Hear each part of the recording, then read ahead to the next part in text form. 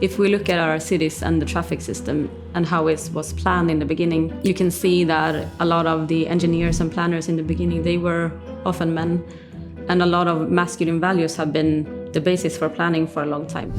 But what if cities were designed differently? What if we saw the cities through the eyes of women and gender minorities?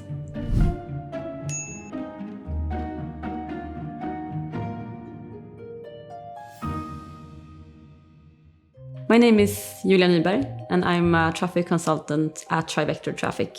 As a woman and mobility expert, I see the city in a different way than many other people. I kind of see people walking with a stroller in a very narrow walking lane and could see that that is not a gender equal way of planning the city. When you're working with gender equality, I think that you can also see how those things are related to power. So I believe that we need a fresh way of looking at our cities. The municipality of Umeå is a really good example of a city working a lot with gender equality, both in planning and in governance. They have managed to change the norm about gender equality.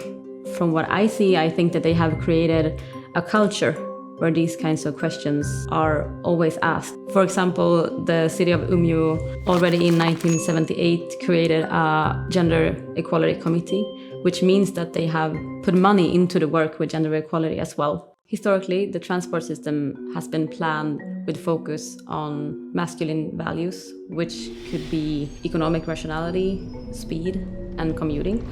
So often when we have planned the cities, a lot of focus has been on going from point A to point B, which often is your commuting to work. The travel patterns or experiences of women and caregivers are often neglected when we plan for only commuting. Women do more complex trips, which means that you go from point A to point B to point C, which could be from your home to the kindergarten and then going to work. Doing these kinds of complex journeys with public transport, walking and cycling is often more time-consuming and could be pretty physical demanding, especially if you travel with a relative or your children with a stroller. Women, people of color, people with disabilities, children, elderly, they experience the city in different ways. They have a unique set of barriers when it comes to using the transportation system. And when these factors intersect with each other, these people experience even bigger barriers. I think that design features can make a big difference if you want to create inclusive cities. For example, ample seating is one thing, but also making sure that sidewalks are wide enough to walk with a stroller or go with a wheelchair.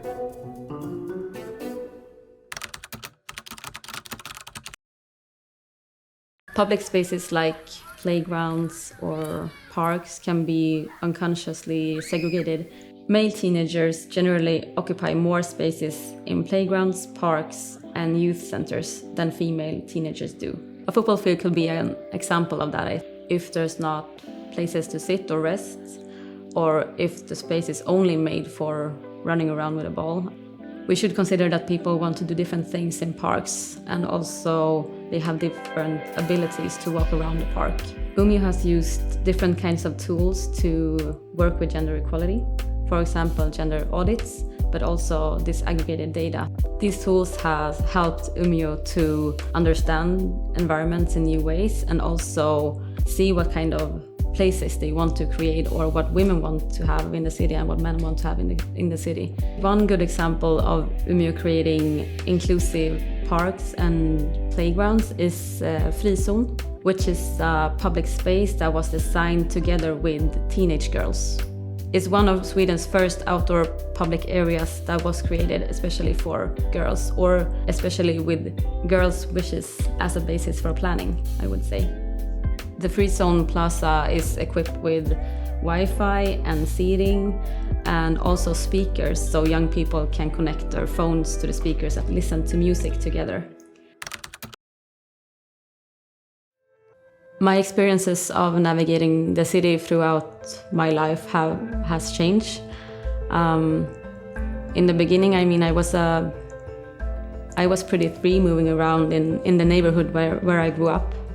Then moving into the city, I noticed that more people wanted to know if I got home safe after a dinner or a party or something like that. As a woman or a gender minority, I think that your experiences of the city change during the day, depending on the daylight or where you are in the city. I think lighting is one important part of creating more safe cities. One example that show what focus on gender equality and safety could lead to in the actual environment is a tunnel in Umeå. It connects the city center with Haga, which is a neighborhood, where you can see how the design has changed since they added in gender equality and safety as a factor in planning. When you think about a tunnel, you often think about a pretty narrow and dark tunnel, but in Umeå they just rethink it all. So this tunnel has enhanced lighting, which is actually from daylight. You also have rounded corners, which eliminate hidden spots and make the visibility in the tunnel much better. You also have centrally located exits, which give you alternative routes if you feel unsafe when you're in the tunnel. This new design has also made the tunnel more attractive and accessible to a broader range of users, including commuters, pedestrians, and cyclists. Because improving safety also means creating a space people actually want to use. Beyond lighting, I think it's important to create bus stops where you have clear signs that is accessible for everyone, but also to have visible emergency call points. And when it comes to parks and alleys, important to make sure that we have a clear line of sight. And one way of making sure that we have a clear line of sight is keeping vegetation trimmed. And another way to create safe spaces is to add multiple entrances into parks, which also makes it possible to use it as an exit. Umeå has worked with an initiative where they have taken a bus through the city.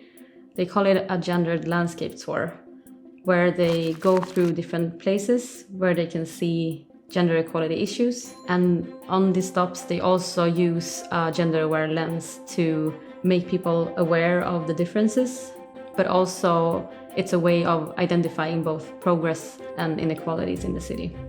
When we talk about representation in this matter, we are talking about showing and creating awareness with help from the built environment. For example, they have a statue in the central square, which is a Me Too statue. The statue is called Listen, and this statue is interesting because it's symbolizing the fight against harassment, but also the fight against abuse of power. It's a really nice statue to create awareness about those topics. It's important to involve women in planning because of democratic matters, but also because they have different experiences and values than men often. Not all women, of course, but that could be. At the same time, it's important to highlight that only putting women into planning won't solve the gender equality issue. The gender equality issue is an issue that we all need to tackle. And especially since the transport system and planning has been male-dominated, with a lot of masculine norms for a long time.